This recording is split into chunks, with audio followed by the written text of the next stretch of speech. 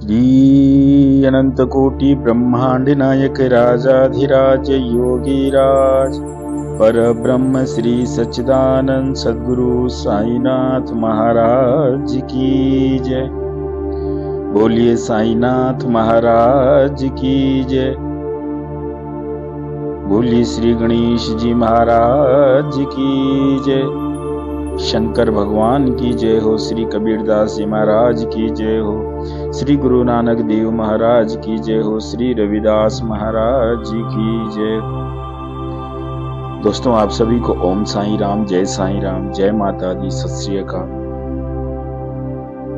आज पुनः एक बार इस प्यारी सी सुबह में बाबा की अपार दया दृष्टि से आज का दिन, आज की सुबह फिर से देखने का सौभाग्य प्राप्त हुआ। बाबा के चरणों को एक बार और निहारने का मौका बाबा ने हमें दिया है। बाबा के चरणों में बैठे हैं। सुबह 4:16 हो चुके हैं। और आइए आज की प्रार्थना में सबसे पहले, जैसे कि हर बार हम प्रार्थना करते हैं कि बाबा जिनके भी आज जन्मदिन है, जो भी कुछ कार्य करने जा रहे हैं, कोई महत्वपूर्ण कार्य है, किसी का कोई इंटरव्यू है, सबको उनके जीवन में तरक्की देना। जिनके जन्मदिन है उनको बहुत सारा प्यार और बहुत सारा आशीर्वाद देना। दोस्तों, मैं आपका दोस्त पांडेश्वर आप लोगों के लिए लेकर आया हूं बाबा की श्री साईं सच्चरित्र से एक छोटी सी, प्यारी सी और दिल को छू लेने वाली कथा, अध्याय 25 में, जिसका जिक्र हुआ है आम्र लीला के शब्द से। कहानी इस प्रकार है कि एक बार गोवा के एक मामलतदार ने, जिनका नाम राले था, लगभग 300 आमों का एक पार्सल श्यामा के नाम शिरडी भेजा।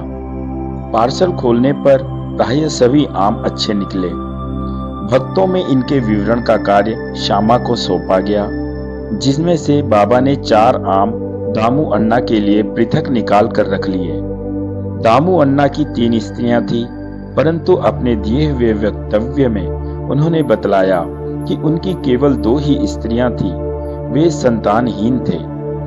इस कारण उन्होंने अनेक ज्योतिषियों से इसका समाधान कराया और स्वयं भी ज्योतिष शास्त्र का थोड़ा सा अध्ययन कर ज्ञात कर लिया कि जन्म कुंडली में एक पाप ग्रह की स्थिति होने के कारण इस जीवन में उन्हें संतान का सुख नहीं मिलेगा। अग्नि किसी भी संतान का मुख देखने का कोई योग नहीं है, परंतु बाबा के प्रति तो उनकी अटल श्रद्धा थी। पार्सल मिलने के 2 घंटे पश्चात ही वे पूजनार्थ मस्जिद में आए। द्वारका माई में पहुंचकर उन्होंने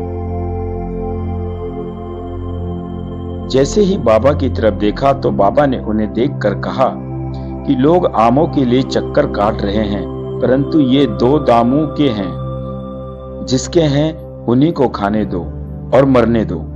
इन शब्दों को सुन दामू अन्ना के हृदय पर मानो वज्रघात सा हुआ, परंतु म्हालसापति, जो बाबा के अंतरंग भक्तों में से एक थे और खंडोबा मंदिर के पुजारी थे, उन्होंने उन्हें समझाया कि इस मृत्यु शब्द का अर्थ अहंकार के विनाश से है और बाबा के चरणों की कृपा से तो वह आशीर्वाद स्वरूप है। तब वे आम खाने को तैयार हो गए। इस पर बाबा ने कहा कि वे तुम न खाओ, उन्हें अपनी छोटी स्त्री को खाने दो। इन आमों के प्रभाव से उसे 4 पुत्र और 4 पुत्रियां उत्पन्न होंगी। यह आज्ञा शिरोधार्य कर उन्होंने वे आम ले जाकर अपनी छोटी स्त्री को दे दिए।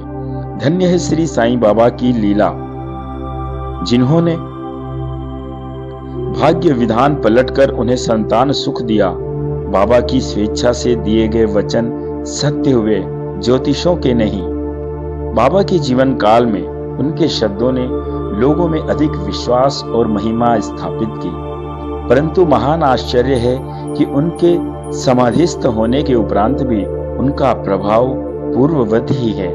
जिस प्रकार बाबा जीवित शरीर में अपने भक्तों की मनोकामनाओं को पूर्ण किया करते थे, वही एहसास, वही अनुभव बाबा की समाधिस्थ होने के बाद भी सभी भक्तों को प्राप्त होते रहते हैं।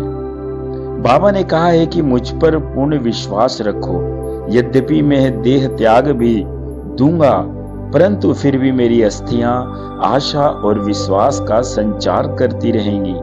केवल मैं ही नहीं, मेरी समाधि भी वार्तालाप करेगी, चलेगी फिरेगी और उन्हें आशा का संदेश पहुंचाती रहेगी। जो अनन्य भाव से मेरी शरणागत होंगे, निराश न होना कि मैं तुमसे विदा हो जाऊंगा। तुम सदैव मेरी अस्थियों को भक्तों के कल्याणार्थ ही चिंतित पाओगे। यदि मेरा निरंतर स्मरण और मुझ पर दृढ़ विश्वास रखोगे तो तुम्हें जीवन में सभी चीजें प्राप्त हो जाएंगी। तो दोस्तों, आम के रूप में बाबा ने उस दामू अन्ना को, जो खुद भी ज्ञान अर्जित कर चुका था और कितने ही ज्योतिषाचार्यों से मिल चुका था, लेकिन सबकी एक ही बात थी कि उसके पाप ग्रह के चलते उसे इस जीवन में संतान सुख का मुख कभी नहीं देख पाएगा। लेकिन बाबा की कृपा, बाबा का आशीर्वाद, बाबा का प्यार, बाबा जिस पर कृपा करें वहां कुछ भी हो सकता है, क्योंकि जिसने बाबा का प्यार पा लिया ना, उसके जीवन में कुछ शेष नहीं रहता। लेकिन उस प्यार को, उस अनुभूति को, उस शक्ति को, उस ऊर्जा को एहसास करने के लिए हमें बाबा के चरणों में 100% समर्पण करना होगा। 1% भी कम रहा तो कुछ न मिलेगा। परम शक्ति, परम ऊर्जा, परम प्रकाश, परम पिता परमात्मा बाबा के चरणों से आप सब लोगों को अनुभूतियां मिलती रहें, आप लोगों के कार्य सिद्ध होते रहें, आप लोग नेक इंसान बने, सबका भला करें। जिस तरह बाबा ने साधारण सी जिंदगी गुजारी, आप सभी लोग दिखावे से दूर रहें, ढोंग दिखावा आप लोगों को कभी न छू पाए। ऐसी बाबा के चरणों से मैं प्रार्थना करता हूँ, अपने लिए भी प्रार्थना करता हूँ कि बाबा मुझे भी अपने चरणों से लगाए रखना। इतना साथ दिया है, जब तक ये सांसें चल रही हैं, मालूम है मुझे लगता है, ऐसा एहसास होता है कि जिंदगी बहुत लंबी नहीं है, लेकिन आपके चरणों से मिला प्यार अमरत्व की प्राप्ति कराता है। बाबा हमेशा अपने चरणों से लगाए रखना। आइए दोस्तों, बाबा के चरणों में